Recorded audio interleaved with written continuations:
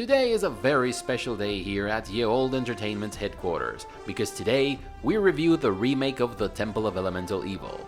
Yeah, they've changed the name to Lost Valley or something like that, I can't remember, but otherwise it is a very faithful rendition of Troika's classic D&D game. What the fuck are you talking about? Lost Valley is not a remake of the Temple of Elemental Evil, dude. It's an expansion pack to Solasta Crown of the Magister. Bullshit, you ain't fooling this veteran gamer troll. I know a Temple of Elemental Evil when I see one. Let's see, D&D game? Check. Turn-based combat mechanics? Check. You can create your entire party from scratch however you wish? Check. The bulk of the action takes place in a dark dungeon with interconnecting passageways filled with all sorts of typical D&D vermin? Check. There are rival factions that you need to work with if you want to further your own goals? Check. Cheesy writing and cringy quests? Check. Buggy as fuck? Check. Welcome to Ye Olde Entertainment. My name is Alex, and as you know, it is my duty, my mission, my purpose in life to help you decide whether that game that you have been thumbing for so long is indeed the right game for you or not. And today, we have Lost Valley, a 20-hour-ish expansion pack for Solasta Crown of the Magister. This DLC goes for $9.09, both on Steam and Good Old Games, at the time I am recording this video. For those of you who want a short version of the review, I'll indulge you this time. The short version is this: for $9, if you liked the core game, this is a steal of a deal, an absolute no-brainer, guys. But if you weren't crazy about the original game, Lost Valley will probably not change that. As you know, I rate games according to a system of categories that I think are relevant to the genre of the game at hand, but expansion packs and DLCs don't get that exquisite privilege. So if you want to know what I think about stuff like graphics, sound effects, character creation, and so on and so forth, check out my review on Solasta Crown of the Magister. I'll leave a link to it in the description section down below. But I think it might be worth taking a look at what has been going on with Solasta since the release of Crown of the Magister. At some point we got the Sorcerer class, which has been a favorite spellcasting class of mine since the days of Neverwinter Nights 2. Then the Primal Calling DLC came out, and it introduced two new classes, the Druid, another old-time favorite of mine, and the Barbarian, each of which had their own subclasses, of course. It also added the Half Orc race, I refuse to call them ancestries, and the Wanderer background. And if you've played the original game, you probably remember that each party member had its own personal quest. I originally thought these quests had to do with a character's class, but nope, it has to do with their backgrounds. This means that the Wanderer background that got introduced with the Primal Calling DLC came with its own personal quest. The level cap was also raised from 10 to 12, new facial features such as scars were introduced, although they could have put that effort into fixing those hairstyles and faces and giving us an additional female voice that doesn't sound like a dude. And a new feature that allows you to skip the tutorial in the main campaign was also added for your convenience. And of course, all this goody goodness pertaining character creation in Solasta is available for the Lost Valley campaign as well. And yes, this is like Mask of the Betrayer for Neverwinter Nights 2. Well, alright. No, don't get too excited now. It's not that good. It's like Mask of the Betrayer in the sense that it's not a part of the core campaign. It is a standalone campaign that you can choose at the beginning of the game.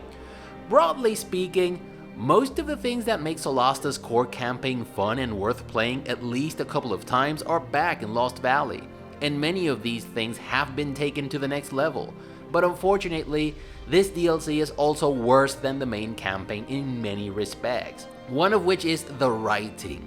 Yes, just when you thought it couldn't get any worse. That bad. This time your party of adventurers has been hired as caravan escorts by a traveling merchant who goes by the name of Galar Goldentongue. I wonder if this guy's last name is meant to tell us anything about his character. Okay, not a bad premise per se, low key, low level, adventure is yet to come, so far so good. And one fateful night, a group of unfortunate wounded strangers approaches Galar's caravan seeking refuge and aid, and it's up to you, of course, to lend a hand. Long story short, you perform a series of warm-up, fetch questy tasks to help the strangers, and the last of them goes tits up and you find yourself trapped in a cave.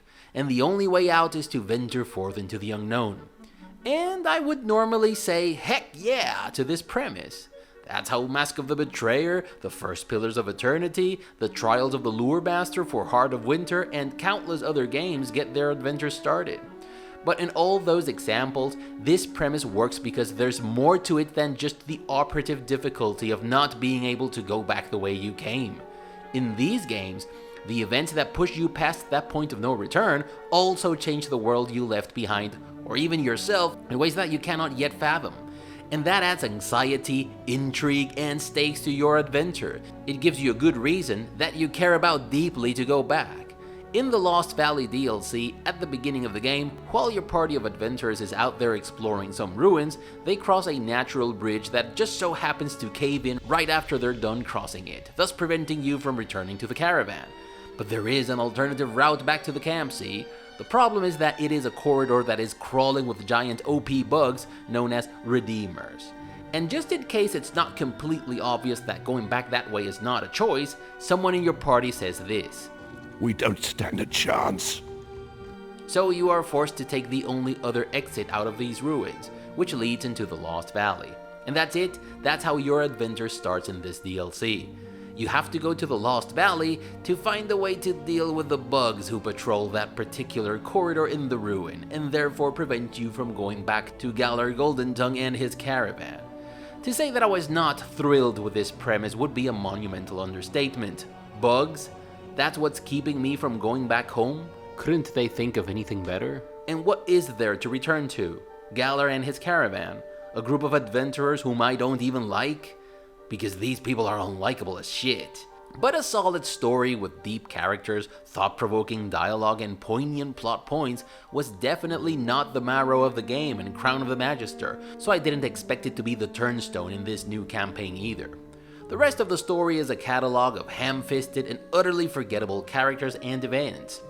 But my guess is that these are things that you are probably willing to forgive because the story's not what you pay the price of the admission for in a Solasta game. I will say this though, Solasta's brand of cheese just so happens to be my favorite cheese. Despite the atrocious story and goofy-ass NPCs in the original Solasta, I did enjoy some of the writing in that game. Your band of merry adventurers were quirky and fun, and it was all because you could provide each of them with their own personality traits. I created Syl, for example, a red-headed halfling rogue who was also cynical and greedy, and this choice of personality traits gave me moments like this.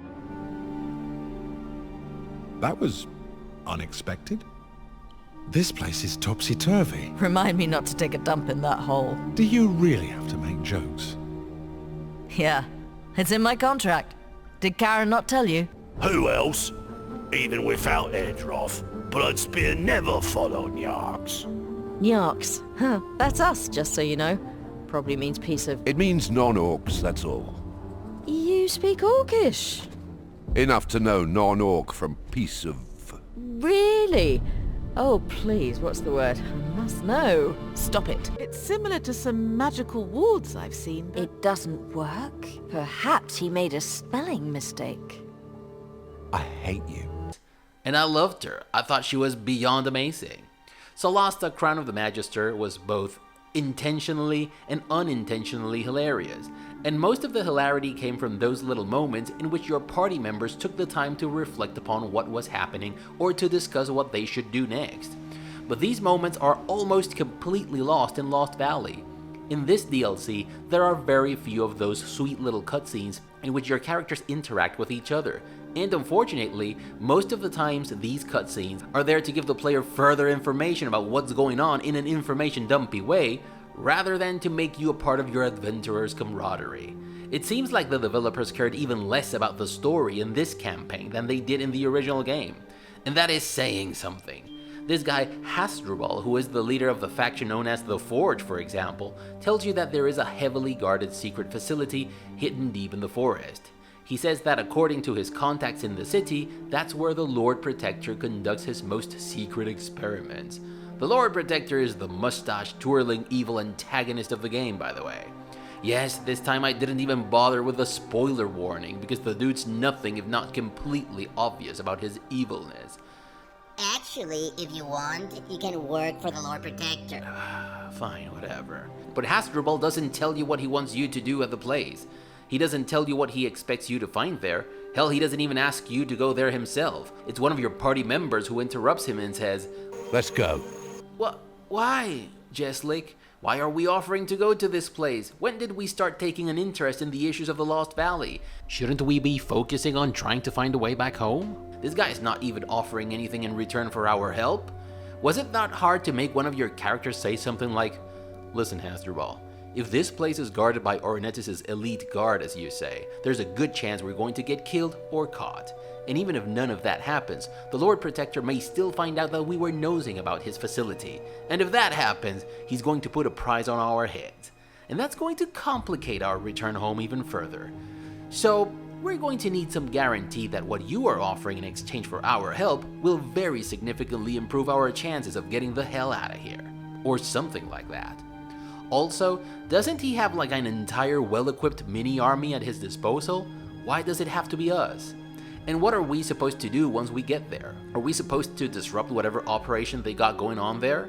Or should we just get information about what's going on so that Hasdrubal can decide what must be done later? So you set out to travel to this facility because reasons, and when you get there, you follow the most basic video game exploration premise. You know, if there are enemies up ahead, that means you're going in the right direction. Because you really don't have any specific goals beyond search the facility.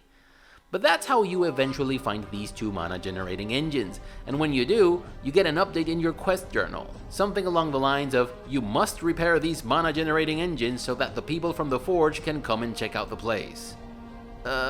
Okay, but what do these mana generating devices have to do with the Forge? Why do I need to repair them so that Hasdrubal's people can enter the place? I don't know. Of course not. Why can't they just walk into the place just as we did? Especially now that we've taken care of the guards and monsters. I don't know. Now that the mana generating devices are restored, what is Hasdrubal going to do with them? I don't know. Fuck off, game. Plus, why is this faction even called the Forge? They don't seem to have anything to do with blacksmithing or smelting. It feels like a random name that was given to them because it sounded cool. This is just one of many missions that you have in the Lost Valley DLC, but I think it is very representative of the quality of the writing in the game as a whole. These devs and writers cared very little about verisimilitude, stakes, character arcs, or anything remotely related to the narrative aspects of the game. Like I care. And I'm taking a wild guess here, but I would say that because some people complained about the linear narrative and the lack of story-based replay value in the original game, Tactical Adventures decided to address this in the Lost Valley DLC by making the structure of the story in this game a non-linear one. And well, that sounds great for an RPG, right? The only problem is that Tactical Adventures seem to have no fucking idea how to do this. Let's take a look at a game made by people who do know how to do this. Or at least they used to know 10 or 12 years ago. I think Fallout New Vegas is a masterclass on how to design a non-linear story that still has a coherent narrative structure with plot points, stakes, rising action, and the climax. And we could make an entire video about this and still only scratch the surface.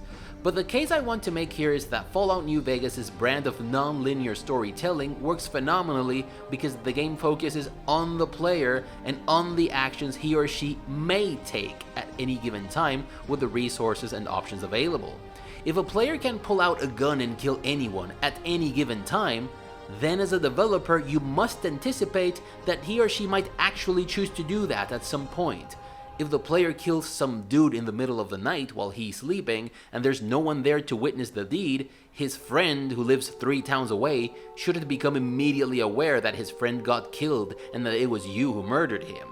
If a player can visit a location, even if he doesn't have the quest that requires them to go there, they should still be able to meet NPCs and find items that are meant to be part of quests they have not yet acquired. And there should be dialogue lines and consequences that account for this situation. If you as a player meet an NPC that is part of a quest for the blah blah blahers faction, but you don't have the quest that involves said NPC, then the NPC should probably say something like, "Why are you here? Did those blah blah blahers send you?" And you should have some dialogue option along the lines of, "I have no idea what you're talking about. I don't even know who the blah blah blahers are. I'm just here for the loot." And this works like charm in Fallout New Vegas. It's actually so freaking awesome that you may even get a different quest depending on whom you meet first during your travels. So Fallout New Vegas is the best example of a non-linear story structure for a video game. On the other hand, Solasta Lost Valley is a good example, no, the best example of how not to address non-linear story design. Let's talk about this facility we mentioned earlier, for example. Everyone and their mom want you to go there for some reason. The faction of the people, for example, wants you to go there to free some prisoners. But if you go there before you acquire their quest, and there's a very good chance that that'll happen, there won't be any prisoners for you to liberate. But let's say you go to this research facility for the first time at the behest of the People's Faction. You explore the damn thing to its last inch, look behind every nook and cranny, kill everything that moves, and free the prisoners as the people requested. And later on in the game, you get enough reputation with the faction of the Forge to trigger Hasdrubal's request to go to the facility. Well, the game does not so much give us a flying fuck about the fact that you are already there and picked the place clean. I mean, I know that some of my characters look like they have learning difficulties, but they should still be able to remember they were there just a few days ago. There should have been a dialogue option or even an automated dialogue line along the lines of, "Shut up, Hasdrubal, we were already there and killed everything, including some weird-ass mutant monsters. We also found some weird mana-generating machines or something and we wrecked them because we're bad." And the problem with this design goes way beyond your characters having selective Alzheimer about the places they've been to. It also means that you may end up going 1, 2, or 3 times to the same locations just to get all the quests done. And in the case of the research facility, once you clear the place of enemies, there's nothing left for you to do there other than walk about until you get the quest update. In the original game, you did have to go back to some of the locations, but first, your goals were very specific. And second, when you did go to these places a second time, there were always new enemies to fight and things to do. The worst thing about this non-linear design is that there are many ways for you to unintentionally break the game, to the point that you may not even get a final cutscene, just a black screen that will require you to Alt F4 the hell out of there. This actually happened to me, and let me tell you how it happened. There's this quest in which you are meant to go looking for the Lord Protector's assistant, and of course, if you go to the place where he's supposed to be before you get the quest, he'll be nowhere to be found. But if you find the guy and free him, but instead of escorting him back to the Lord Protector, you choose to do something else while he's on your party and he happens to get killed, you'll break the quest, get an error on your quest log, lock yourself out of completing the quest, and worse yet, you won't be able to talk to the Lord Protector again. And to add insult to injury, you'll get this black screen at the end of the game after the initial line of the final cutscene. And browsing the internet to see if this was a me thing, I found a truckload of comments from people who also got this nasty final black screen that robbed them of a proper ending. And this happened to PC and Xbox users alike. And it seems like many of them managed to break the game in different ways. I think Tactical Adventures bit off more than they could chew when they decided to make the Lost Valley DLC a non-linear adventure. I'm not saying the Fallout New Vegas approach to story design is easy to implement. Hell, even Obsidian couldn't entirely anticipate every action the player would do in that game. And that's why there are many ways in which you can lock yourself out of completing some of the quests in Fallout New Vegas. But in Solasta, this non-linear design just doesn't work at all. Listen, most of us enjoyed Solasta Crown of the Magister a lot. Well, at least I did, even if it didn't have branching paths that stemmed out of impactful decision nodes. But that's not Solasta's thing. Yes, being in the driver's seat is something that I always look forward to in every new RPG I play. And if an RPG does not put me in the driver's seat of the experience, I will always complain and rant about it. But like Splattercat the Wise once said in one of his videos, and I'm paraphrasing here because I'm not going to go through the gazillion trillion videos on his channel just to get the quote right. Figure out what you want your game to be first and foremost about, and nail it. Make that one thing awesome. If the rest of your game sucks a little bit here and there, people will still love it, and they will most likely forgive the game for those little things that sucked a bit. And I think the original Solasta game succeeded because the developers absolutely nailed the two main pillars of the game: combat and your party of adventurers. Combat was fun, its user experience was impeccable, combat encounters took place in awesome locations that featured amazing topography and interactable assets that added to the tactical aspect of the fight. Your enemies were varied, and your talents were easy to figure out and use in tactical tandem. And your little party of adventurers was magical. And I got news for you. Not only were they a super tight and cohesive group of fighters who complemented each other and could play to each other's strengths, but they also felt like an endearing group of friends who cared about each other, roasted each other when the situation called for it, and goofed around when the time was right. And their interventions and overall attitudes felt consistent all the way through with those personality traits you gave to each of them at the beginning of the game. And because the developers nailed these two things, we could easily forgive the cheesy writing, the goofy NPCs, the outstandingly bad character models, and even the railroady narrative. There was no need to bring a non-linear story into the world of Solasta, not at the cost of it not working at all. So when I was browsing the internet to see if anyone else had run into this nasty black screen before the final cutscene of the game, I came upon this comment. Blah blah blah blah blah blah blah. Please tighten up your quest paths. So far, this first playthrough has been really buggy, compared with the Crown of the Magister, which was almost flawless. Exactly, Crown of the Magister was indeed almost flawless, as this guy says. And that's because the developers played to their strengths when they made that game. Because the narrative was linear, they didn't have to concern themselves with player choice, which is clearly not one of their strong suits. Once again, the SWOT analysis, guys. Play to your strengths. And if you think you have a weakness on something that is a pain point for your market, like your average Dark Souls zealot would say, get good at it. But Alex, I don't get it. Isn't this DLC supposed to be a steal of a deal and absolutely worth getting? You've done nothing but crap on the damn thing. Yes, I was getting there. I do in fact recommend that you check out the core game Solasta Crown of the Magister. And if you already have, and if you liked it, but you feel like you've had enough of Solasta and you've moved on to something else, follow my advice and do it.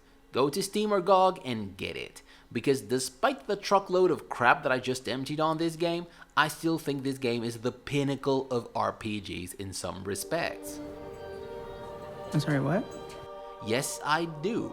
Let's see which respects are those. One thing that fans of medieval fantasy RPGs always look forward to, especially those who come from D&D Choose Your Own Adventure books and tabletop RPGs, is the adventure aspect of the game. And dungeons play an important part in the adventure aspect of the game in a medieval fantasy CRPG. The most memorable D&D games have always thrived on having awesome dungeons. And as a developer who makes medieval fantasy RPGs, you can't get almost everything else wrong. But if your dungeons are awesome, people are going to love your game. The Temple of Elemental Evil was buggy, its writing was abysmal, and its quests were straight out FedEx simulation tasks. But the dungeon of the Temple of Elemental Evil itself was the best motherfucking dungeon we had seen up until that point. It felt dangerous, monstrous enemies lurked around every corner, there were communities with factions living inside the dungeon who had quests to offer, there were prisoners that could be liberated or recruited into your party. And the deeper you went into the dungeon, the harder it became to go back from where you came. And if there is one thing these chaps at Tactical Adventures know, is how to make proper medieval fantasy RPG dungeons.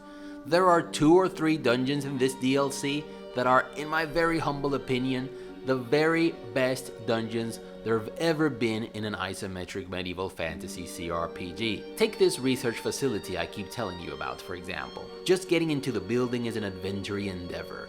There's 3 or 4 ways to access the building. You can sneak around and find your way to the top of the building and then enter one of the 2 skylights. You can go around the back and ambush the guards there or sneak past them. You know, you could use the front door. And depending on how you enter the facility, you may be able to successfully avoid a fight and properly infiltrate the damn thing the way you are supposed to. Or you may have to Rambo your way out of an ambush. Then there are secret doors, interconnecting passageways, dim-lit corridors filled with terrifying enemies, and a lot of opportunities for all your party members to shine. And because it has many floors, and because combat this time is significantly harder than it was in the core game, finding that bonfire and setting camp to restore your skills has a dark soulish feeling of accomplishment that wasn't quite there in the original game.